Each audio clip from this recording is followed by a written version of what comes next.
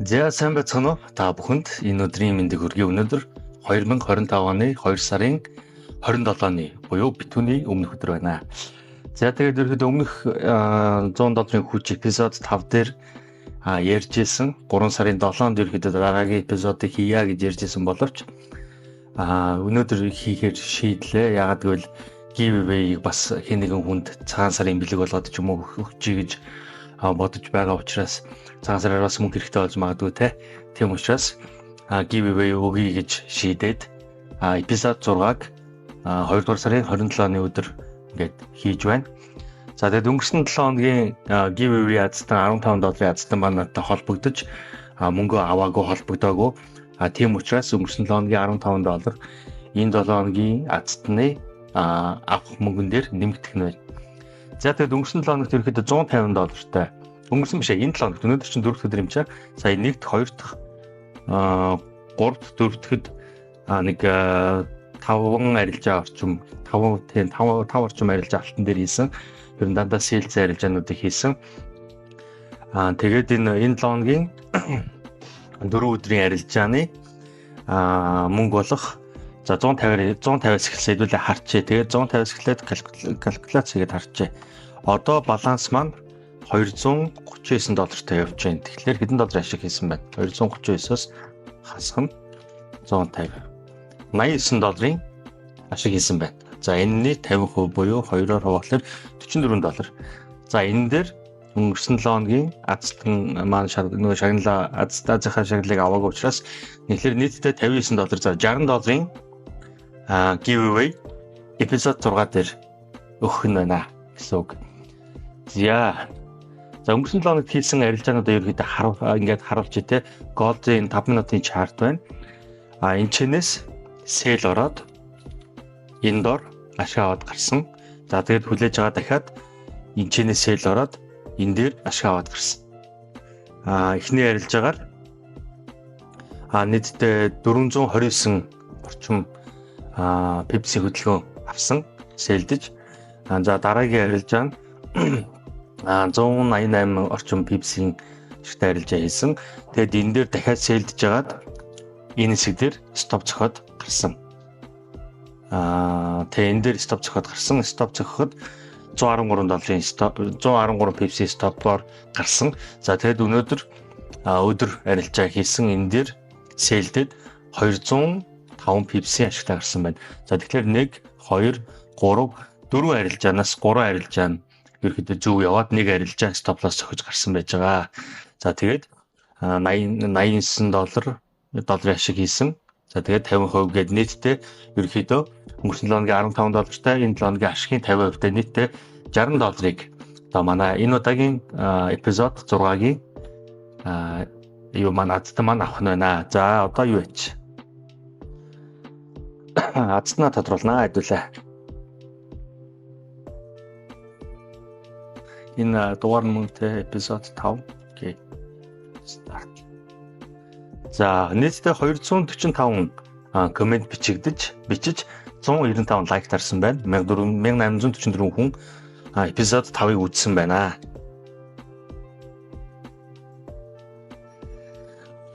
Let's go. За одоо энийг уншчих хооронд нөгөө юу бол тэр нөгөө түр эпизод 4 дээр 5 дээр би хэлсэн байсан шүү дээ. Нөгөө нэг хүлхний гар гарч ирээд шагналаа азтны шагналыг авцсан байсан гэдэг мөрцөн байсан гэдэг. Тэрийг бол би хайгаагүй тэгээ хайцсан. За төв зүгээр ажиллаа хийж байгаа лай зүгээр гэж одоо хайчихсан. За $100 хүч эпизод 5-ын одоо эпизод 6-гийн азтнаа шалгаруулъя. 9 8 7 6 5 4 3 за хүн 9977.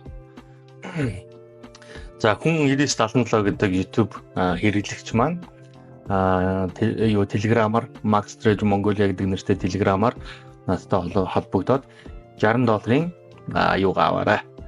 Giveaway аваарай. Тэгээ комент нэг юм хар зүрхтэй энэ одоо баглаатай цэцэг юм уу энийг сайн мэдгүй юм байна. Ямар ч нэг хар зүрхтэй ийм юу байсан байна. хүн 9977. Ямар нэгэн контент бол дотор нь ороогүй юм YouTube хэрэглэж байгаа юм байна. За манай нөгөө энэ 100 долларын хүч гэдэг нэртэй контент маань 3 үе шаттай явж байгаа те. Өнгөрсөн 7 оныхаа арилжааг ярилцсан. За тэгээд giveaway хазныг тодруулна. За тэгээд юу гаяна. Эх 7 хоногийн хамгаалал ерөөхдөө аль аль дэвшил хийх гэж байна гэж байгаа те. За энэ чэнэс харъя. За өнгөрсөн 7 хоногт энэ дээр сейл ингээд ингэсэн. За нийтдээ өнгөрсөн 7 хоногт 4 арилжаа хийсний 3 нь бас нэлээд өндөр юутай гүйлтүүдийг өнгөрсөн 7 хоногт алтан дээр үзүүлсэн. Энэ 7 хоногт сая алтан дээр үзүүлсэн байж байгаа. Энэ дээр 435 pp ашиг авсан. Энэ сейл дээр 186 pp-ийн ашиг авсан. Энэ дээр 116-гийн 116 pp ашиг алдагдлуулээгээд энэ дээр 203 pp-ийн ашигтай арилжаа хийсэн байна. За тэгээд юу гаарэ TradingView дээрээ хэдүүлээ чарт харж агаад за ямар хөө нөхцлөөр яаж арилжаа хийж ерөөдөө авсан бэ гэдгийг хар хэдүүлээ. За эдрийг устгахчээ. За эхний сейл маань бол энэ дээр байсан. Энэ дээр сейл байсан. Яагаад энэ дээр би сейл ерөөдөө орсон бэ гэхээр гол шалтгаан нь энэ трендийг энэ дээр нэг юм тренд лайн байсан. За тэгээд энэ дээр ингэж тааз байна гэж үзээд энийг би доошоогоо сэтэрх юм байна гэж үзсэн. Доошоогоо сэтэрнэ гэж үзээд энэ дээр хамгийн бас нэг том юу шалтгаан нь юу байсан бэ гэхлээр энэ дээр үүссэн байгаа энэ хэмжээний хөдөлгөөнийг одоо энэ дотор байгаа энэ хөдөлгөөнийг ханш дээшгээ явахдаа шилжүүлж буюу ийм хэмжээний бүсийг дараагийн одоо нөгөө явах бүс рүүгээ юу яж чадаагүй. Дээшгээ юу яж чадаагүй гэсэн. Дээшгээ шилжүүлж чадаагүй байсан. За тэгээд нэгдүгээрт дээшгээ шилжүүлж чадаагүй юм байна. Бүсээ эвдэж бүсээсээ гарч чадаагүй юм байна. Тэгсэн мөртлөө дотор нь нэг сайкл хөдөлгөөн хамгийн сүүлд яваад дуусахдаа энийг энчээ байсан нэг юм ренж маягтай юм зоны хөдөлгөөнийг энүүгээр дэшегээ бүсийг шилжүүлээд эвдсэн. За эвдсэний дараа юу болсон бэ гэхэлэр энчээ байсан энэ юу маань энэ хэмжээний хөдөлгөөн маань энэ дээр ороод ирчихсэн. Тэгэхээр энэ дээр нэг сайкл хөдөлгөөн дуусчихсан. За дээшгээ явах нөхцөл нь ямар хөө байх ёстой байсан бэ гэхлээр хэрвээ энэ явж байгаа дээшгээ явж байгаа энэ хөдөлгөөн маань өөрөө дээшгээ эвдээд нэг иймэрхүү хэмжээний эвдрэл үүссэн тохиолдолд хизээч сейл харахгүйгээр бай харах нөхцөлийг бүрдүүлэх байсан. За тэгсэн чинь яг бодит чартн дээр ханш маань өөрөө юу болсон бэ гэхлээр ханш маань өөрөө pull back-ээ хийчээд шилжүүлж буюу энэ хэмжээний ийм том бүсийн хөдөлгөөнийг дээшгээ эвдэж чадаагүй хосорой маягтай хөдөлгөөн хийгээд унж үзүүлчихсэн. За тэгээд энэ дээр рейнж үзүүлж яхад нь би энэ дээр доошоо явах юм байна гэд сэлцсэн гэсэн үг. За баталгаажилт энэ дээр чинь гол нь баталгаажилт байх хэрэгтэй. Баталгаажилтаа яаж авч ирсэн бэ гэхээр энэ дотор энэ задарсан энэ жижигхэн хөдөлгөөнүүдийг ажиглаж агаад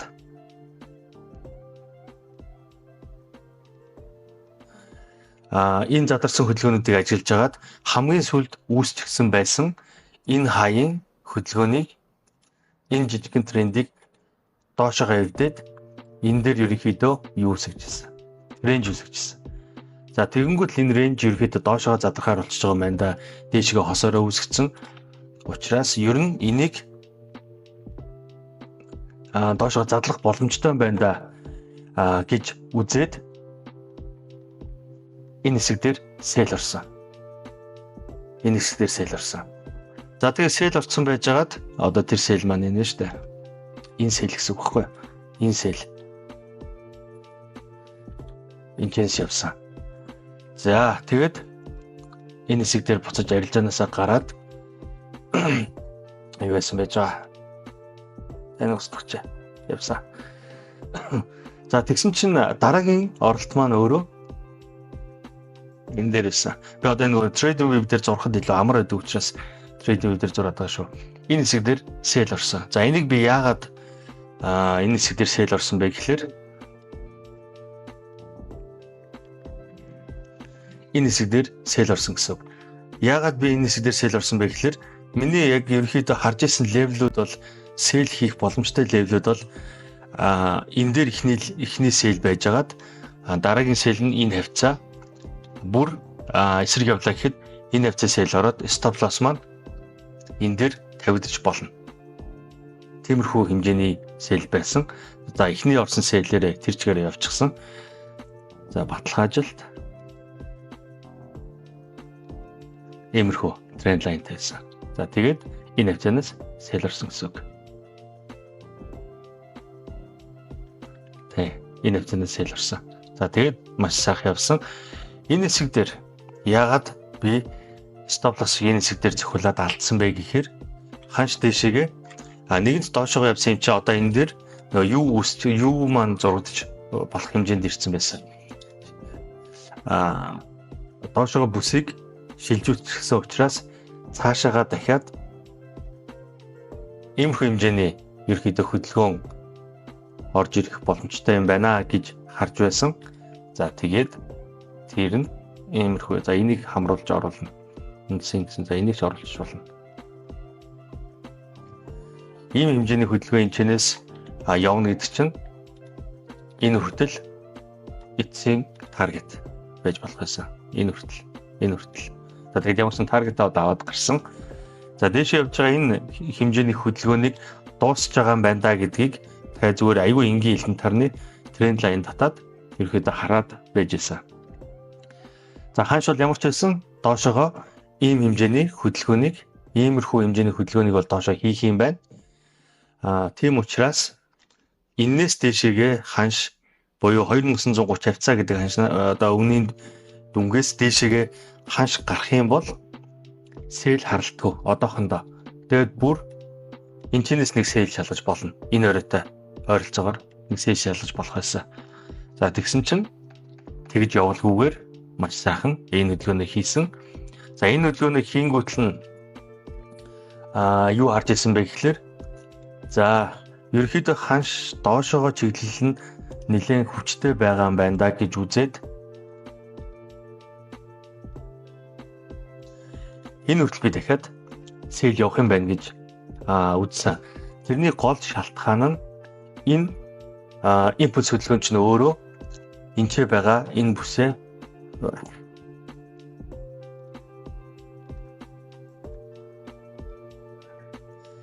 энчээ байгаа иймэрхүү хэмжээний бүхэл хөдөлгөөнийг энэ импульс хөдөлгөөн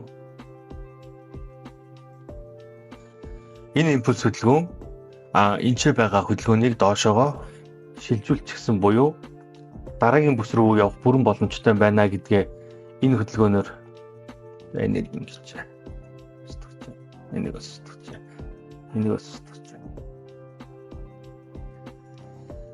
энэ том хэмжээний энэ уналтын хөдөлгөөн маань өөрөө үргэлжлээд иймэрхүү уналтыг үзүүлж болох юм байна гэдэг тохиогоо өгсөн учраас энэ дээр би сэлдсэн. За иймэрхүү хэмжээний хөдөлгөөн за хаач үдэ те энэ хавьяас ч юм уу энэ хавьяас ерөөхдөө орж ирэх юм байна да гэж үзэжсэн учраас энэ хэсгээс одоо харж болно те энэ хэсгээс ерөөхдөө сэлдэд эхэлсэн. За тэгсэн чи яасан бэ гэхлээр stop хаант юм буюу за баг liquidity хамгаалтна гэж хэлж болно да. Энэ ориг энэ яг нөгөө нэг импульс хөдөлгөөний эхлэл үүссэн байсан энэ ориг дараагийн явж байгаа дээшээ явж байгаа хөдөлгөөн маань өөрөө энэ хөдөлгөөн маань өөрөө энэ хэсэг дээр юу яагаад liquidity хамаад stop hunt те ерөөхдөө селлерүүдийн stop loss-ны энэ дээр байгаа гэдгийг ерөөхдөө мэдж байгаа учраас энчээ юу яасан stop hunt-ийн хөдөлгөөн яваад миний энчэнээс орцсон байсан селлүүдийг энэ хэсэг дээр stop зөхиод доошогоо явсан. За доошогоо явахад нь энчэнээс би sell орсон. Энийг би яагаад орсон бэ гэхээр за нэгдүгээрт энэ дээр бүр энэ олон юм устгах. Нэгдүгээрт би энэ дээр stop хамгаалсан юм байна. Энэ зон дээр. энэ дэр liquidity хамлалт гэдэг одоо нөгөө stop loss хамдаг тэр хөдөлгөөнд би энэ дэр өртсөн гэдгээ ойлгоод за ханш маань өөрөө буцаа ороод ирэх яг энэ явж байгаа энэ хөдөлгөөн дээр бол юу яахгүй.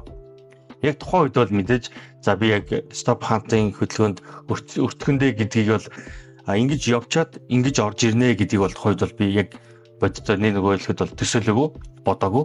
За энэс дээшээ гараад баталгаажаад хаагдчих юм бол том цагийн энэ хаяха дээлд гараад хаагдчих юм бол за энэ уналт бол явах жоох хэцүү болох юм байна да гэдэг утгаараа харж ирсэн.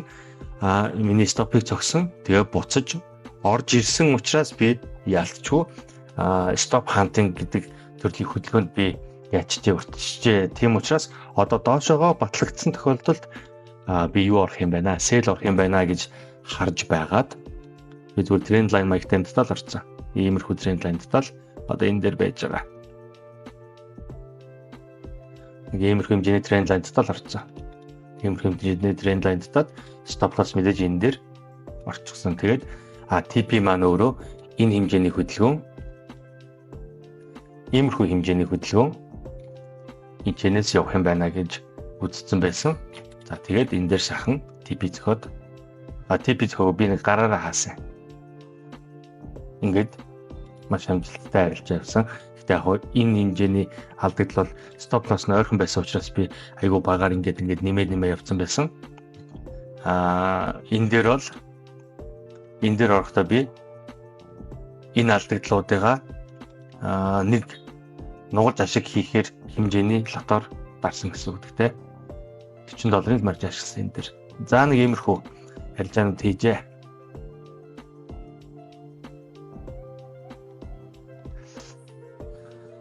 За нэг иймэрхүү арилжаа хийсэн байна. За тэг ямар ч хэлсэн эпизод 6 дээр танилцуулагдаж байгаа энэ хүү удаагийн 7 хоногийн арилжаа маань 4 арилжаанаас нэг алдагдaltaй 3 ашигтай арилжаа хийсэн байна. Тэгээд маш гоё урт гүйлтүүдийг авсан гэсэн үг. За 7 хоногоо хэдүүлээ ярий.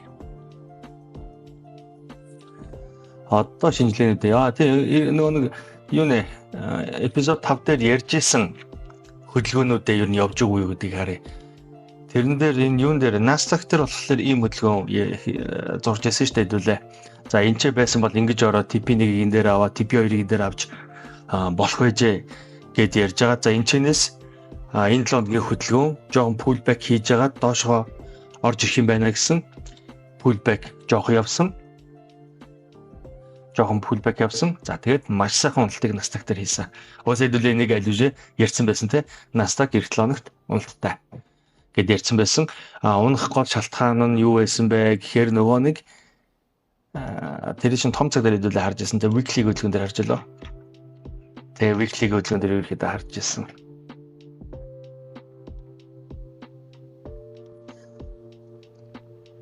Унах юм байна те гэж харж ирсэн. За одоо эдрийг ярьсныхаа дараа хэдүүлээ юу вэ? 7 хоногийнхаа таамаглалыг ярилцъя те. За gold дээр бол яг хав тиймэрхүү болсон. За AUD дээр pullback хийгээд AUD дээр ийм хөдөлгөөн орж ирэх боломжтой байныг харж ирсэн шүү дээ хэдүүлээ. Энэчнээс доошоогоо унаад өсөх боломжтой байныг харж ирсэн. Тэгсэн чинь энэ маань өөрөө яг үндсэндээ бүрэн шилжүүлж дуусаагүй байсан хөдөлгөөн. Энэ дээр яг бодит энэхүү бүсийг за баг иймэрхүү хэмжээний бүсийг яг бодитоор за одоо дээшээ явна шүү гэдэг хөдөлгөөнөө ийм бүх хөдөлгөөнөөр хилжиж байгаа юм. Хилж таарсан. Ингээд ийм хөдөлгөөнөөр энэ хэмжээний зоныг дээшээ одоо явуулна шүү гэдгээ илэрхийлж байгаа юм. За тэгэхээр энэ дээр ерөөхдөө яах вэ гэхлээр эх 7 хоногт за энэ 7 хоногт бол ингэсээр маргаашнд хавт өдөр юм чинь wiki хаяг харч weekly. За weekly бол улаан хагдаж болно. Улаан дуусч болно. Доор хувцастай жоохон бодигийнхаа close хашаа жоохон хувцаснасаа дээшээ татаад юу ачиж болно, хаагдаж болно. За тэгээд эх 7 хоногийн юу маань ла маань өөрөө энэ маань өөрөө иймэрхүү хэмжээтэй явж байгаад буцаа увд статус хаагдаад эх 7 хоног эхлэхдээ жоохон гэж явж байгаад иймэрхүү хөдөлгөөн хийх боломжтой харагдаж байгаа. За энэ нэг цаг руу орсон тий. За тэгэхээр эдрийг цэвэрлж хийдүүлээ. Цэвэрлээд зас бүгдийн өстэй. За нэг иймэрхүү хөдөлгөөнөөр дээшээ явна шүү гэдгийг нь хэлчихэж байгаа юм. За тэгээд бүр ийм хэмжээний том хөдөлгөөн орж ирнэ гэсэн үг. За тэгэхээр хамгийн элементарны зүгээр энгийнээр яаж арилжаанд орох зүгээрээ гэвэл энэ дээрээс ирж байгаа хөдөлгөөн дээр зүгээр нэг тренд лайн тутал энэ хизээ стрэх нөө ингэж явж байгаад straight pullback хийхдээ нь buy. Тэгээд за нэг мода гэхэд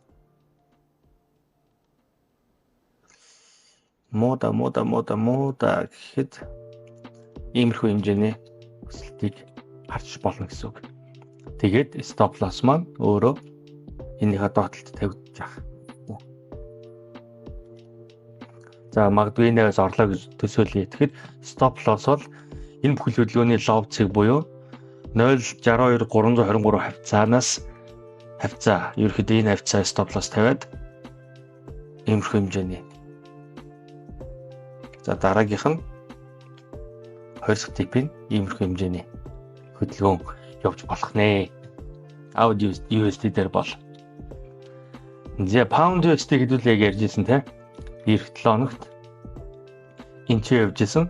Эх 7 хоногт pullback энэ татсан тренд лайн дээр pullback-таад дээшээгээ өсөлтийн хөдөлгөөн явж болохоор юм байна гэж ярьжсэн. Тэр хөдөлгөөн маань бол явж байна. Яг одоохондоо энэ ч ингээ харах юм бол энэ дээр нэг бүхэл хөдөлгөөн ерөөхдөө энэ зон орчмоос явж байгаа бол энэ доошогоо pullback хийгээд тэгээд дээшээгээ өсөх боломжтой хөдөлгөөн өрөвшилж магадaltaй харагдсан. Явж штэ одоо. Иймэрхүү. Энэ нэгсэн заах жижиг. Иймэрхүү байж болох харагдаж байна pound USD дээр. За долларын индексийг хэдүүлээ sell талдаа байна гэж харж байсан. Тэр маань бол явж байгаа энэ хэсэг дээр range-лцээ явж штэ. Энэ дээр range үсгэцээ явж байна. Тэгэхээр энэ дотроо range-лж жагаад магадгүй range-лж жагаад нэг иймэрхүү байдлаар дуусах баха та баг гэж бодож байна. За биткойн бол сайхан нөгөө нэг бүсээ доошоо идсэн учраас энэс доош ороод ирсэн. Хэдүүлээ ярьжсэн те. Энэ range дотор нэлээд урт хугацааг өнгөрөөсөн 2-7 хоног шахуу болчлоо яалаа. Ямарсаа 2 эпизод давнаад юм дээр энэ зон дотор хөдлөөдсөн. Тэгээд энэ хэсэг дээр ивдэж гарсан учраас доошоогоо чиглэлийг хийчихэж байгаа гэсэн санаа. За тэгэхээр энэ хавьд баг энэ ч өөрөө бүсийг шилжүүлж байгаа том хөдөлгөөн болоод хувирчиж байгаа.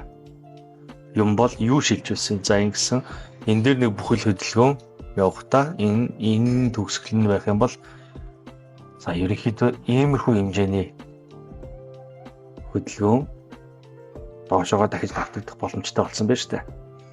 Тэгэхээр эх 7 хоногт энэ биткойны хөдөлгөөн өөрөө магадгүй ингээд энэ бокс дотор маягтай ерөнхийдөө явах боломжтой харагдаж байна. Тэ? За эцэрийн бол яг ховцонод бол яг таадтай ярьдгүй учраас. За Nasdaq-ийг хэдүүлээ харъя. Ерөнхийдөө юу болоод байна вэ?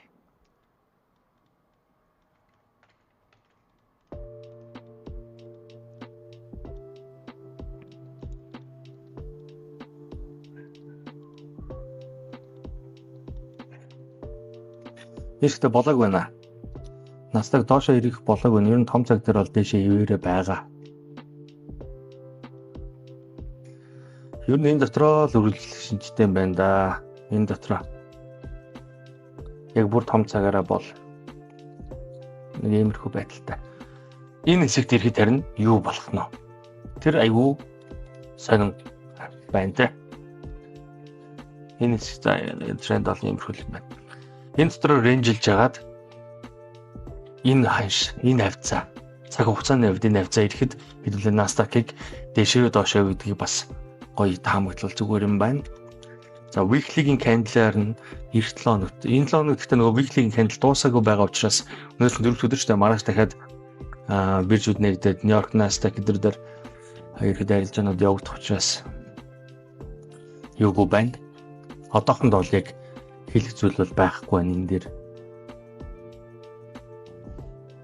Тийм байна. Энэ рейнжээс гартал тэгэхээр энэ яг хэтэрхий том цаг дээр байгаа учраас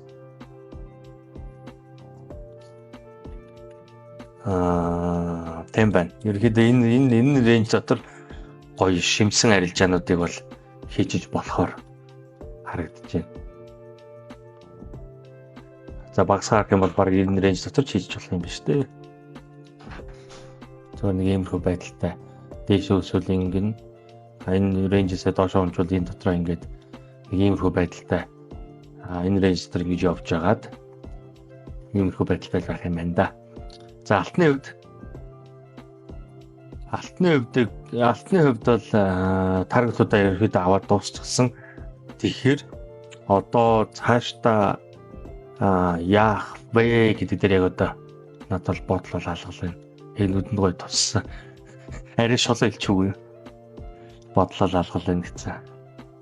За нэг иймэрхүү пацарн маягтай юм доошоо эвдээд ингэ явсан. За яах вэ? Бүхлээр нь тооцох юм бол энэ нэг бүхэл хөдөлгөөн учраас энэний шалан дээр ирсэн байж байгаа учраас энэний шалыг энэ буюу 2800 энэ одоо хэдэ 2878 хавцаа энэ ханшийг доошоо эвдээд гараад ирэх юм бол шинэ нөхцөл байдал үүсээд баг энэ хүртэл ч гэсэн буюу 2836 хавцаа хүртэл унах боломжтой юм байна. За ерөөхдөө ингээд юу ажиллаа болчлаа дөө Nasdaq иймэрхүү байдалтай хөдлөн байх. За алт бол ямар ч хэлсэн энэ нэг бүхэл хөдөлгөөний ловдер ирсэн байгаа учраас ингэж явж болно. Эвдэх юм бол ингэж явж болно.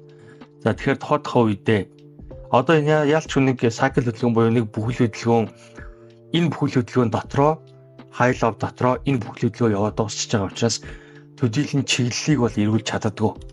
Энд дэр нэг тийм ойлголт байдаг шүү.